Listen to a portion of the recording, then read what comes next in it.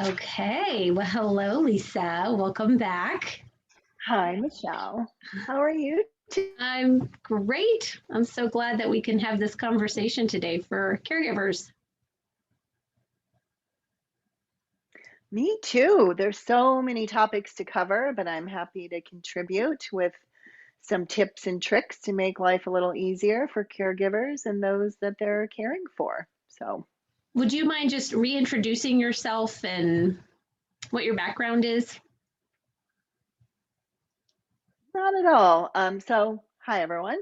I'm Lisa Hamilton. I am a physical therapist. I've been a physical therapist for over 30 years. And I've practiced in a wide variety of settings, from hospitals to outpatient to home health.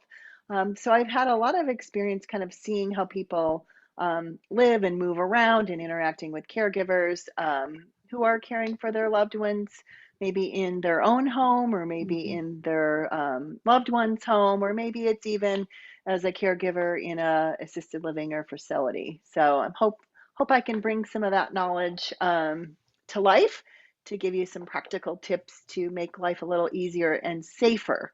Because as a physical Yes. therapist, seeing people and the repercussions from falling and things like that are kind of my number one thing. So safety is always on my mind for both parties, caregivers and the person that's being cared for. So, Well, I'm so excited about this because I think there are so many tools and tricks of the trade that people at family or family members at home just don't know about. So, just something simple as how to help someone get out of bed and something that, or to get from a bed to a wheelchair. Just those little things I think are just so valuable. And so I'm excited to bring that to people. So, do you yeah. have like an overall, how do you want to go about this? Do you have just like some overall recommendations, or do you want to hit on specific goals?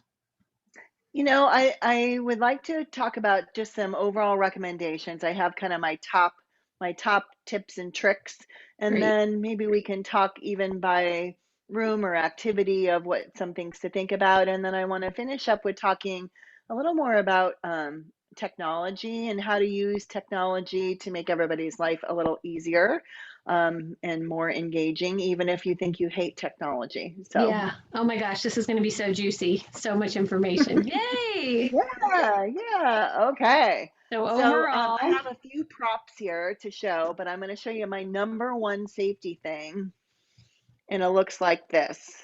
like So an for those of you airplane who've never seatbelt. seen a gait belt, right? It's kind of it's a safety belt, I think of. This one's kind of fashionable because it's kind of a pretty blue. You can get them in different colors, and especially with COVID, um, it may be important to get a gait belt that's easy to clean.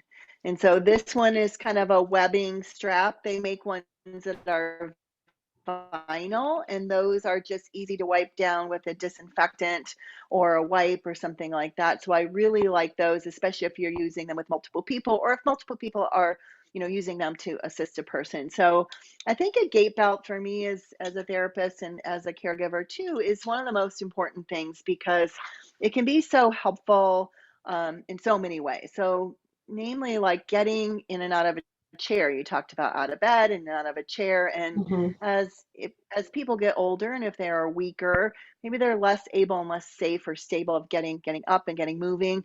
And I think as caregivers, our tendency is to want to, like, grab them under the armpit or something, Yes. or Or by the let hand. them grab us. Yeah, or let them grab us around the neck. Like, I've had people, let me just put my hand around your neck and you can help Yeah. me. And safety for a caregiver is really important. So a gait belt is, it's like the one tool that's good for everybody.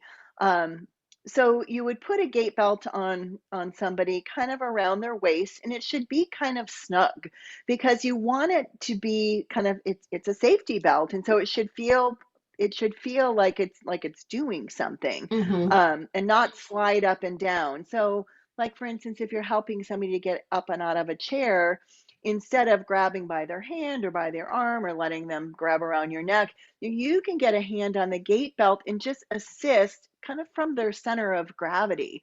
So that's where, most of the weight's distributed. So when we can help somebody from their center of gravity to get their weight over their feet to stand up, it makes it so much easier for everybody because let's face it, as caregivers, it can be really hard on our bodies too, Yeah. helping people, do just everyday things.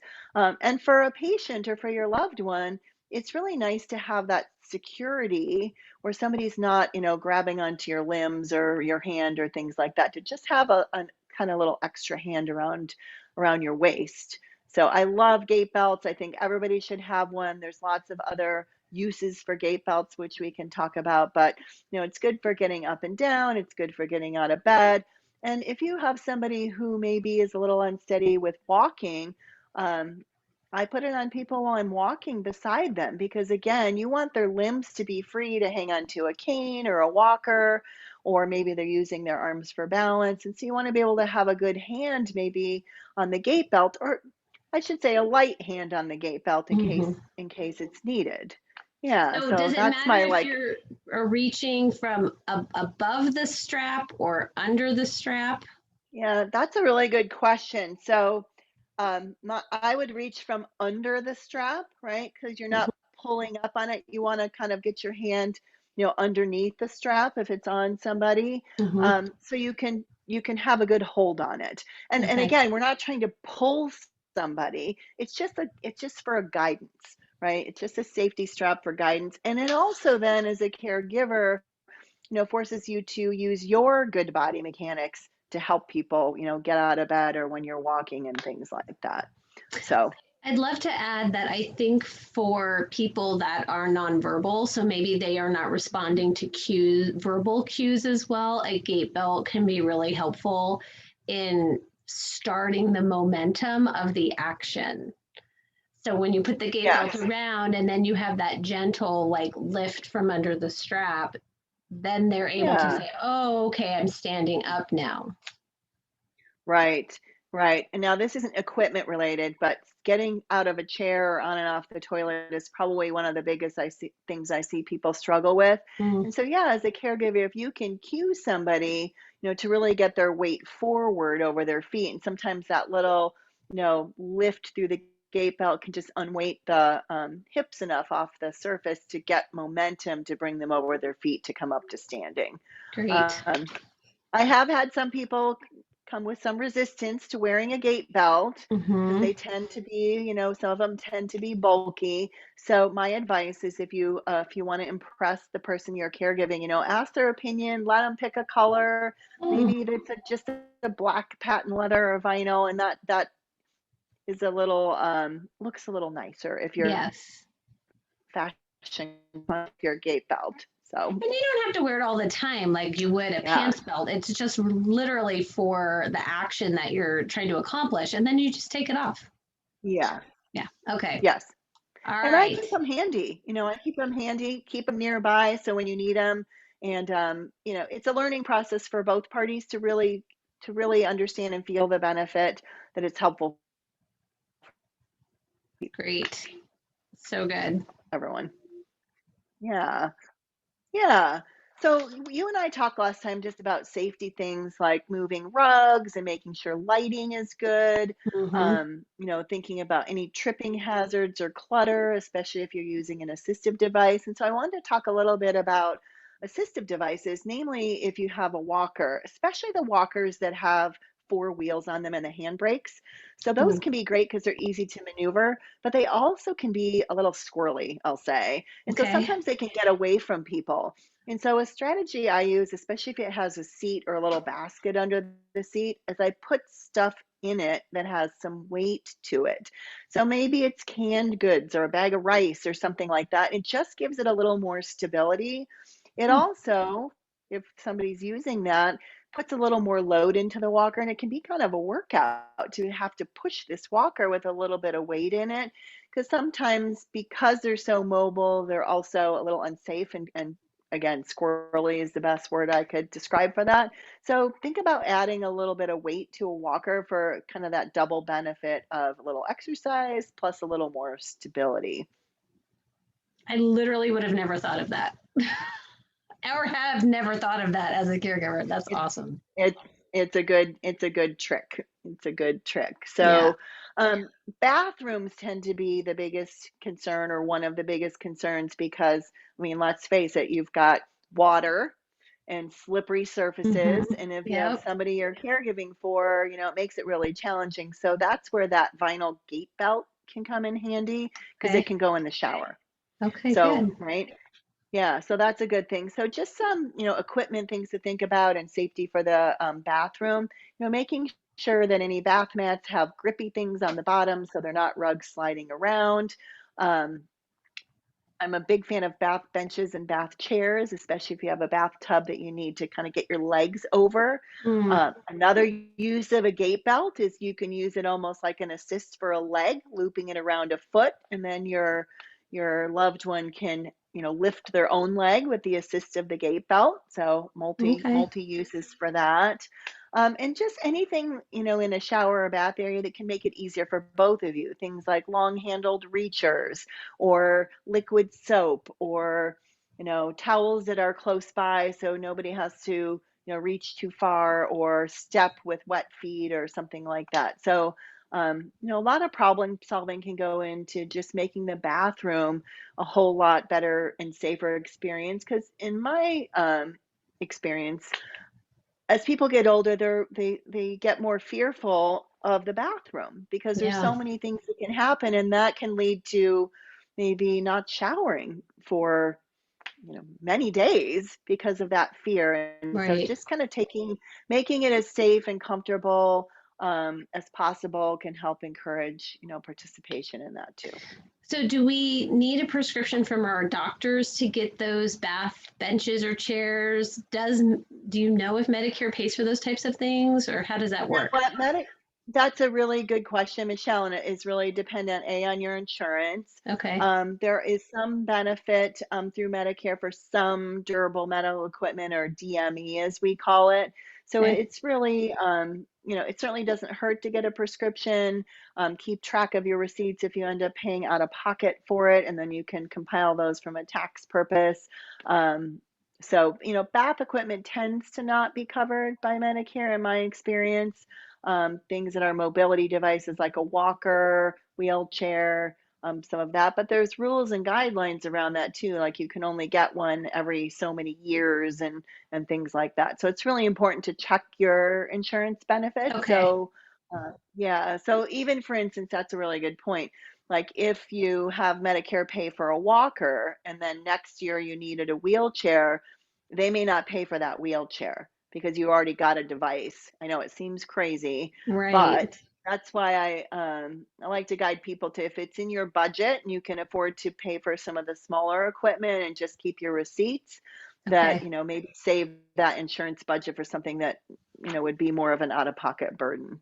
And those are also types of things that may end up at a Goodwill, or there might be organizations in your community that facilitate getting equipment into the hands of people that need it at a discounted Absolutely. I cost. mean, So, yeah, yeah. absolutely. And even you don't have to go to a medical supply. They tend to be more expensive there. Walmart, Walgreens, some of those, places if you want something new can have equipment. And you're absolutely right. We have in our town a lending closet. Mm, Um, and basically there's equipment there that people don't need and you can check it out and then you just return it when you're done. awesome.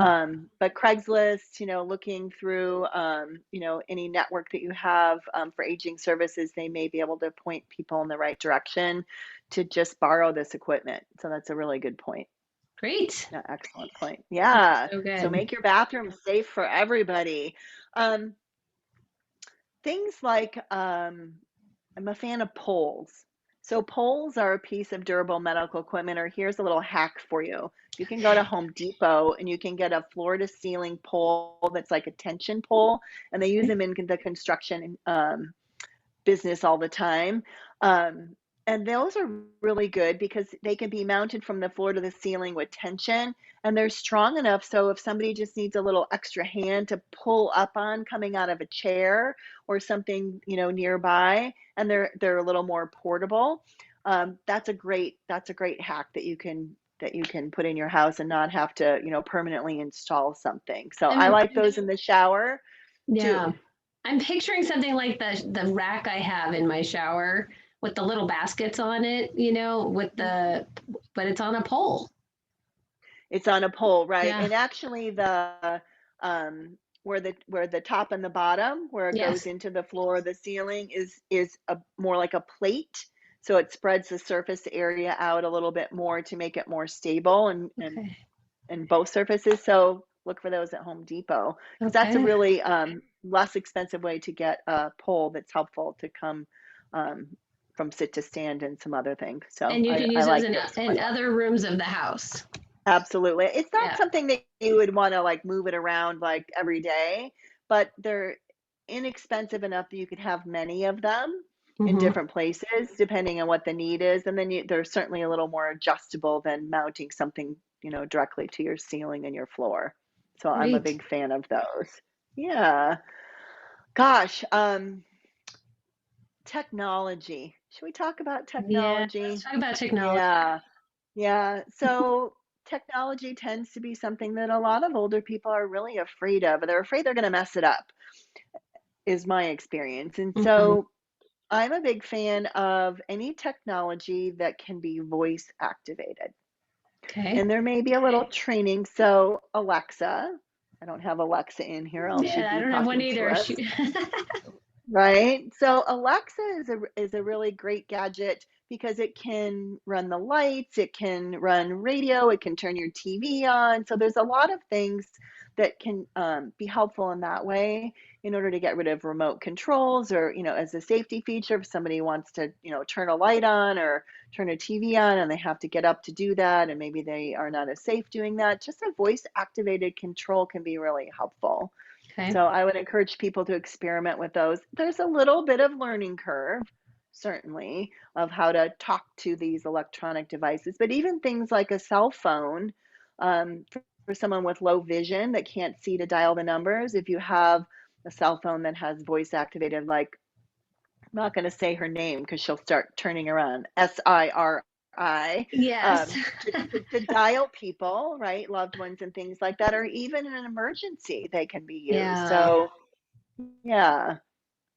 That's so good. I know my kids have had a lot of fun with their Alexas in the house with music and weather and facts. So it's not just for communication or ease of doing things. It can actually be pretty fun. Right. Alexa will tell you jokes if you ask her, or she'll sing you songs or Oh things my like God. that. So it's kind of fun to play around with. And I mean, gosh, Michelle, let's face it, especially in COVID times, we're all a little lonely and craving Yeah. some connection. And is connecting with Alexa the same as connecting with in-person humans? Of course not. But it certainly can provide a source of entertainment, Sure. um, for somebody who maybe doesn't have as many options of things to do. And So. can't they, and I don't know if you'll know the answer to this, but can't they, like your loved ones can connect to them so they could like drop in to talk to you, I think, through them There are as some well. devices that do that. I think both people have to have that specific device. Okay. But there are some devices that you can call and it can be like a video call without having to go through Zoom and sending a link and some of that. So I do have friends that have those with their loved ones and they find them really helpful. Well, that's So great. yeah, that's an option too. I was doing a little research too this morning, and there's a device called a Grand Pad. You ever heard of that? No. Me neither. So it's like an iPad, but it's called a Grand Pad, and it has a little more limited function, but there's games on it. The it's a little larger. Um, Screen. It's got a larger graphic. So was watching a video of somebody playing like tic-tac-toe or some sort of card game on it. And it Mhm. was really nice to be able to do that with not feeling like you're going to mess something up because there was limited, limited ways to do that. But and Right. from what I understood with that is you could also do a video conference on something like that. And it was Oh, relatively cool. inexpensive. It was less than $100, Okay. which, I mean, it ends up being when you're taking care of somebody feeling like you need all this equipment. And so, anything that you can think of that you can buy and not at a medical supply that you might have around your house can be beneficial. Yeah. Um, yeah. Something else I recommend too, because getting out of chairs can be difficult for people is, and if you can't, afford one of those chairs that actually lifts you up, like a Hmm. recliner, a motorized recliner, just taking some like, quilts and blankets and things like that and padding up the seated surface to make it higher. Right, Okay. and that can be just enough so it's less cumbersome to come, from sit to stand. Many people have sofas that are, older and they're really low, and Yeah. they're hard to get out of, right? It's Because like like your coming down from pockets the are ground up to standing. below Yeah, your knees or yeah. So the higher up you can be with your hips, right, okay. the less you have to go to come to standing, and so that's really helpful too. That's so good. I Blankets, would never, again, would have blankets, never yeah. thought of that. Blankets. One of my other kind of hacks to make people feel better if they're doing a lot of sitting is a bath towel, Okay. right? You take that bath towel and you just put it kind of in the small of the back, right? And that helps people change the position of where they're sitting in the chair too.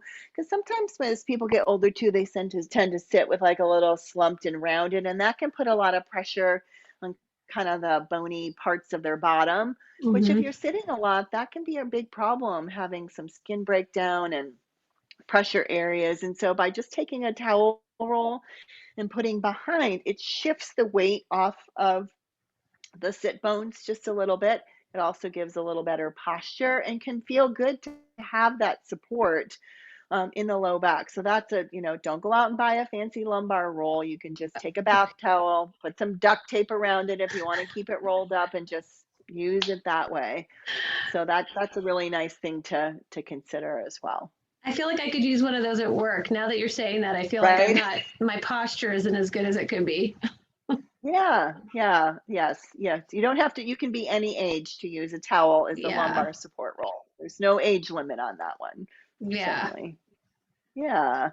Another technology piece that I'm liking is the Ring doorbell. And this isn't, Okay. I don't know, do you have a Ring doorbell, Michelle? No, but I have that app on my phone next door. I don't know if you have that in your community, but it's where everybody's capturing naughty things on their Ring doorbells and posting it. Do Right, you know this person?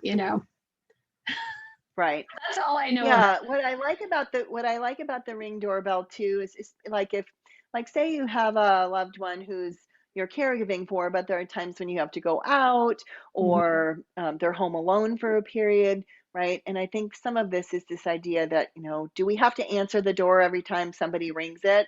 Some older people think they do, Mhm. just because somebody shows up, and that could put you at a risk for falling or something like that, especially if you're trying to get there quickly. But what I like about the Ring is you can talk to it, kind of like Alexa, right? If somebody rings the doorbell, you can say, "Who is it?" You could get a Mm. video view of who they are. You could give them instructions if it's to leave a package or that you're not available. And so there's a real safety feature in that as well. And to your point, it's a video camera. And so if anybody that's naughty coming to your door to take your Christmas wreath or your, flowers from the summer off Mhm. of your porch or a package that's been left, it can help capture that. And that's a nice safety feature a lot of There have times for been some people. um, really hysterical videos too of delivery people like being super goofy and funny when they're dropping packages off. Right, Like, right. You can these, use them to prank probably your friends and family too, right? By talking to them when they come to the door or commenting on their outfit or something like that. And it's a little unnerving at first, and then you can appreciate a little bit of the humor in that. yeah. Oh, I love it. Yeah. Yeah. So safety first, and again, making sure that the environment is compatible for everyone's safety, right? You and I talked last time about pets, right? Pets are a big Yes, safety thing, right?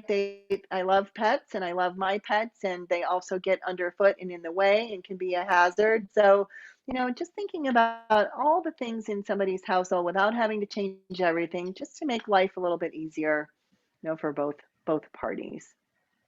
I think that's great.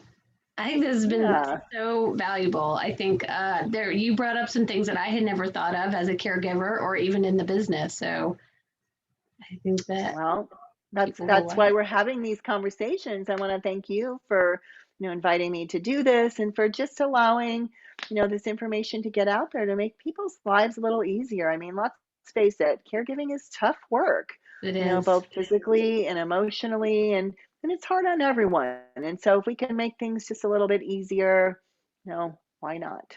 One video at a time. One video at a time. You got Well, it. I look forward to having you back. I look forward to coming back. It's always a pleasure to chat with you and share any tips and tricks that I have. Thank you. You're welcome.